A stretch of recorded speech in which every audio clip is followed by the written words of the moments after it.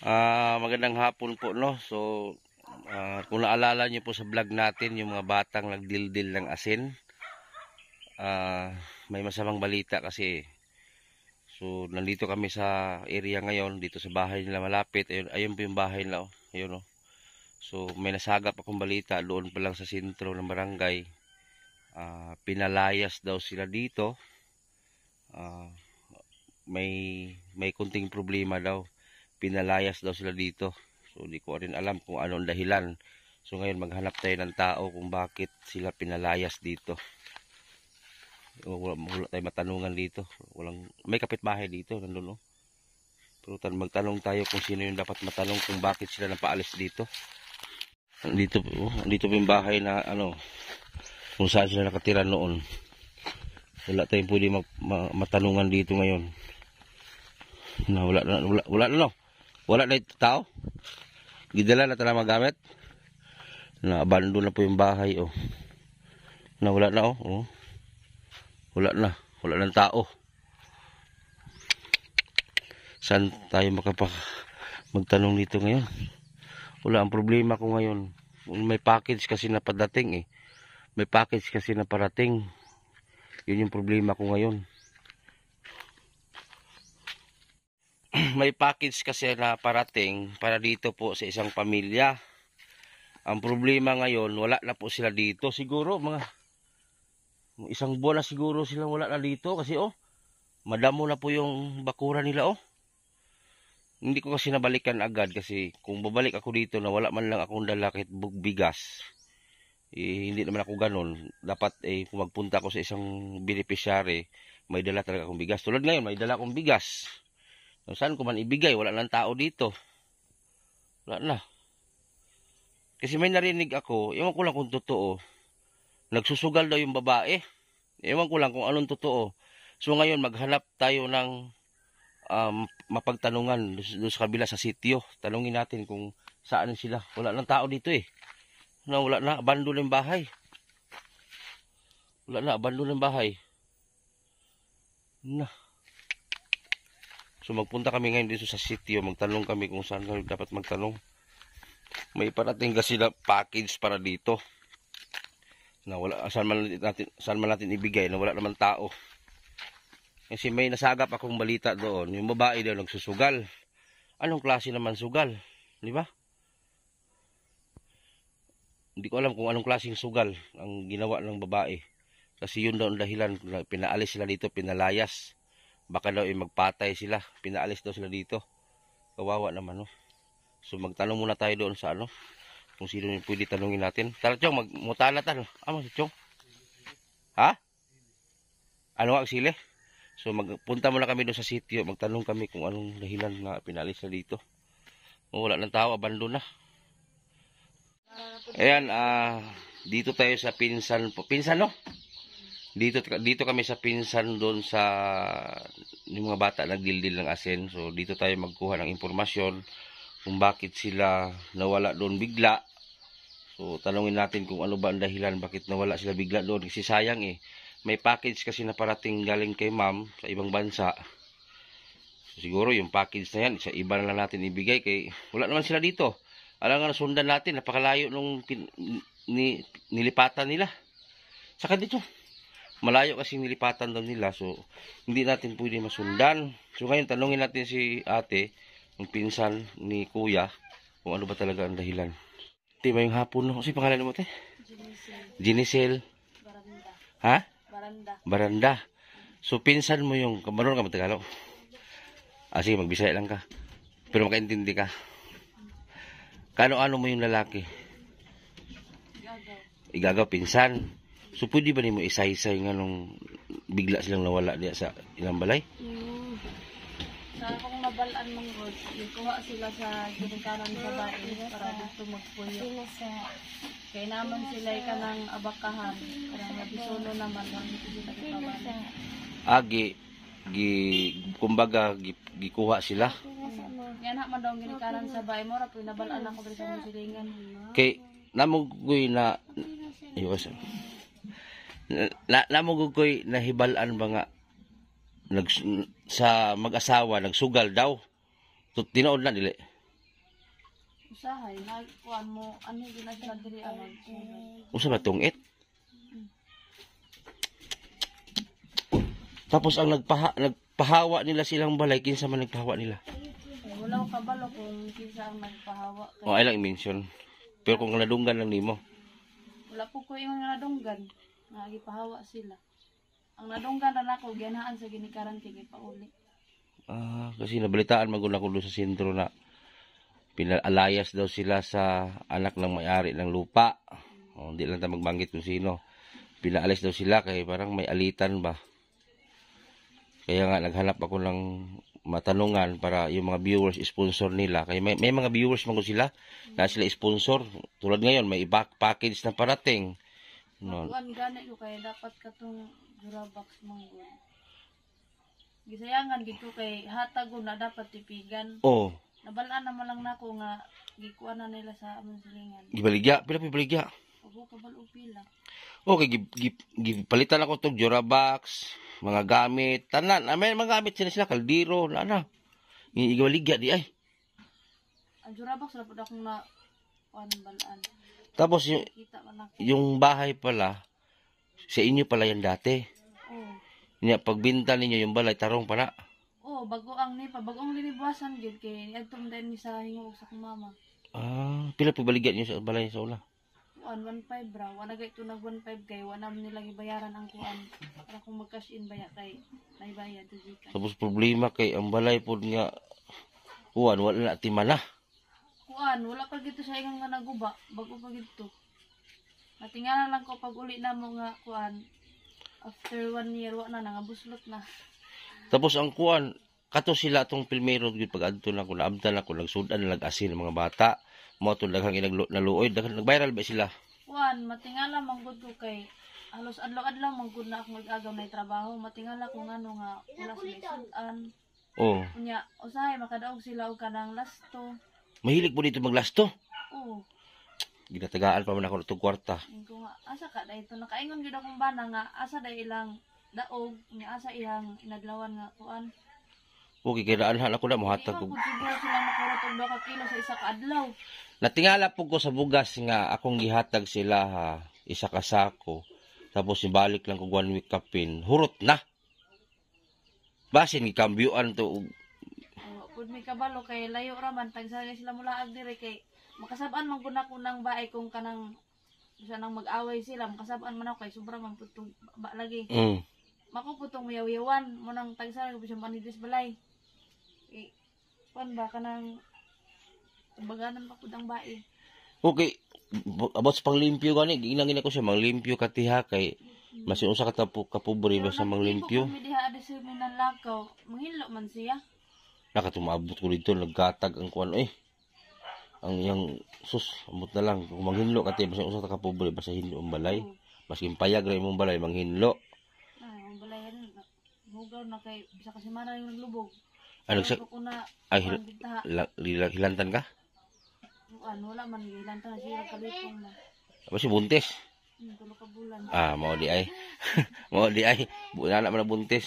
Gani. Una pasensya na juga nangutan ako ba kay sila magudala sila kaugalingon nga supporter naghulat ba sa update. Kumusta? Kalit lang mong gud puto na balaan nako. Nakabalog ko. Tuwa na sila. Nakabiyahe na. Okay, nibalaan po na ko sa baryo. Gihatag ba nila sa mo ang isa ka manok ug itik. Okay, nabiyaan lagi. Basta yun. Madala. Wala ko katuo ba kay kada interview na ko siya ha maghilak gyud ito sa kuha mag interview ko. Wa katuo na inato dai sila. Pero si mong igagaw na po kay ubos. Pastilan. Okay. Samot gid ko na sakit kay nilakaw bitaw sila nga kanang Kalang lagi sila manangin sila ako nga manakaw sila sa balay. Nga tama ba yan sila gidawat kaya sa una. Nga hangyo sila nga diha mo puyo.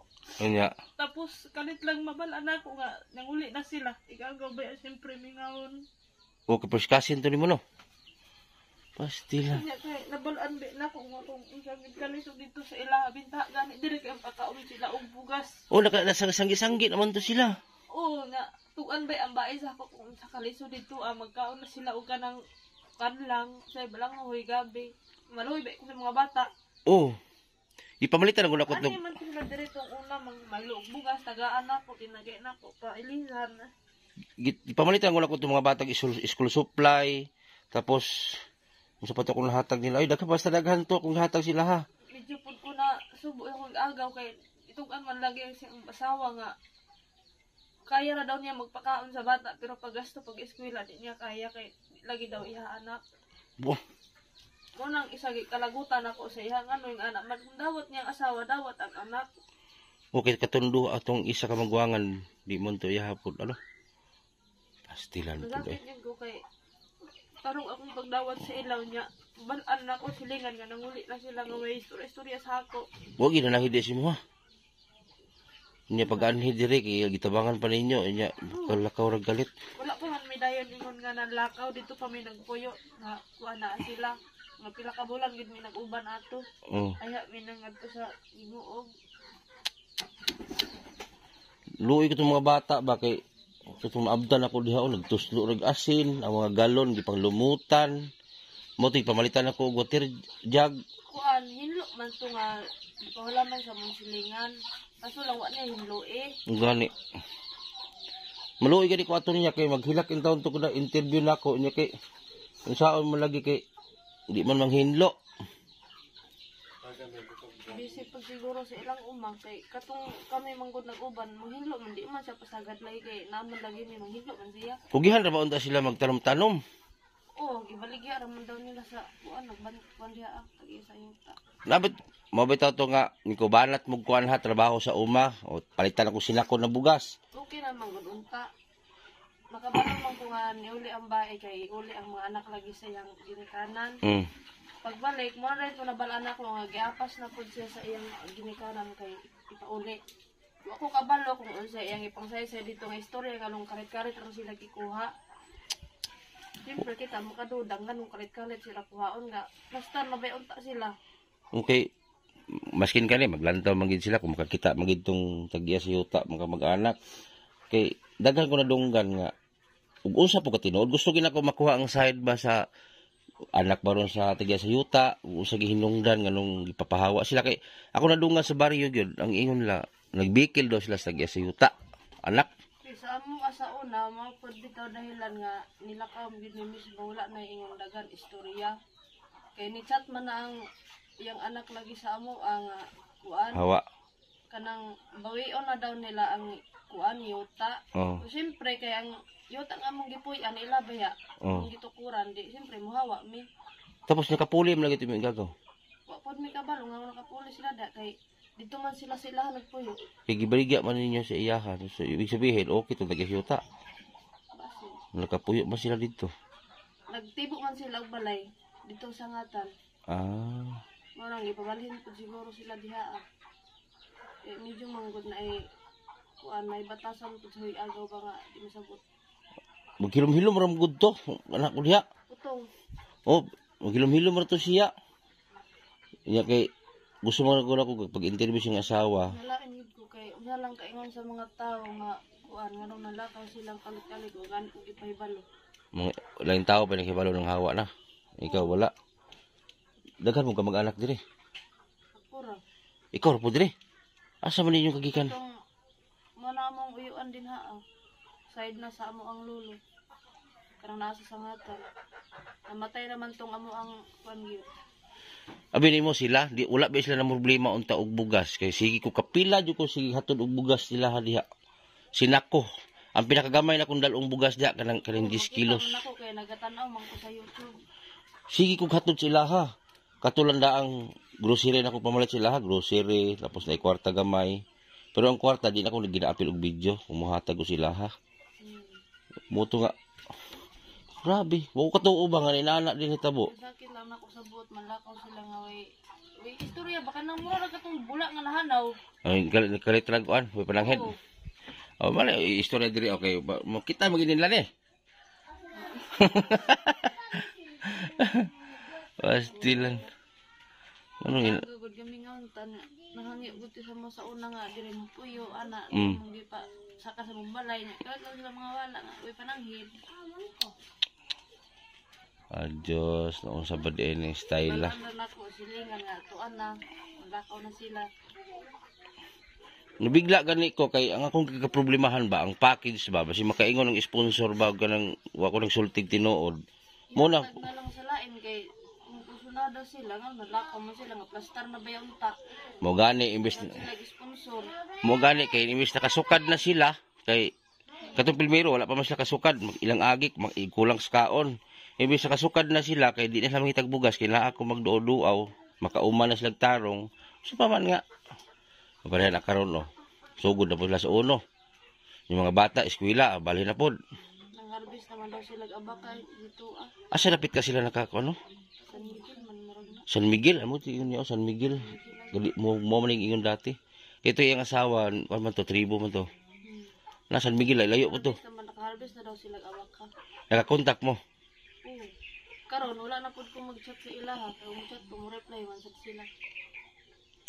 Ako ganito sila, maginaw kalimod kasapan ko gito sa messenger nga nung nalakaw sila nga way padangit sa amoa.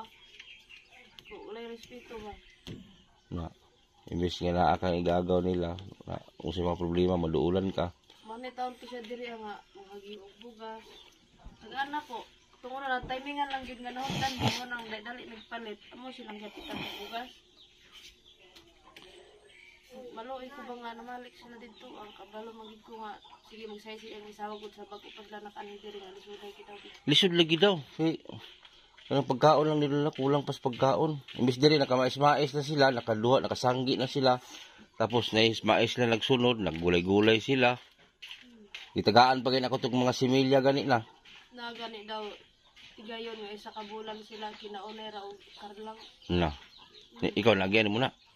Buyag wala. Oh, ay imong ban. Sa akong ginikanan sa oras nakakuan gid mi og kanang kamote pero ginabinlan gid man nagbugas nga malugaw. Imong bana sa manon. Trabaho gabas. Ah, gabas pila na kinyo. Lamber. Duha. Ako ni.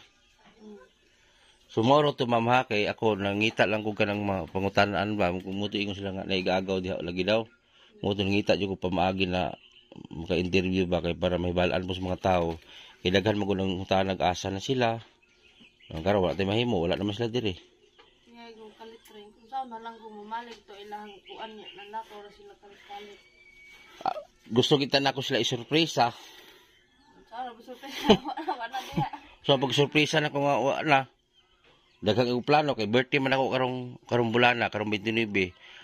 Mo ginagkuhaon na ako sila dalon sa balay kay kada birthday magud na ako ginatapok na ko ng mga na-vlog na ko dalon sa balay. Sa may tapukon ron nga may tao. Na, yatag na lain labon pa na ako na vlog dito luoy kayo mga bata. Mas daghan pa ba nagkinahanglan gyud? Oh.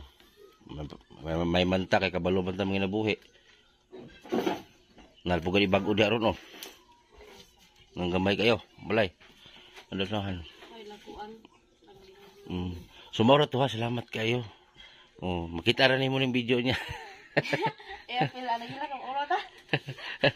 Ayan, narinig nyo na yung mensahe ng pinsan ni Kuya. So, nagtampo nga daw si ate dahil kay Kuya na umalis na walang paalam. So, ma'am, yung package po na pinadala nyo po, nandyan na daw sa Agusan yung package. So, ibigyan na lang po natin. May napili kasi akong bigyan eh. Yung mga batang nagtinda ng walis, yung 3 bata nagtinda ng walis tingting. So, doon ko na lang siguro ibigay. Kasi kung hindi naman po pwede habol-habulin natin yung beneficiary natin kasi malayo na po. So ibigay na natin sa iba. Oh, malayo kasi sa Tandag kasi parte ng Tandag sa bukid pa. So di natin pwede habol-habulin 'yon. Oh, tawid pa daw ng ilog. So malayo na. So galing sa bahay siguro mga biyahe doon 3 oras mahigit. So yun lang po at maraming salamat at ayan, yung mga nag-abang doon sa video. So, yun po yung saysay ni ate sa kanyang pinsan. So, maraming salamat po. Magandang hapon.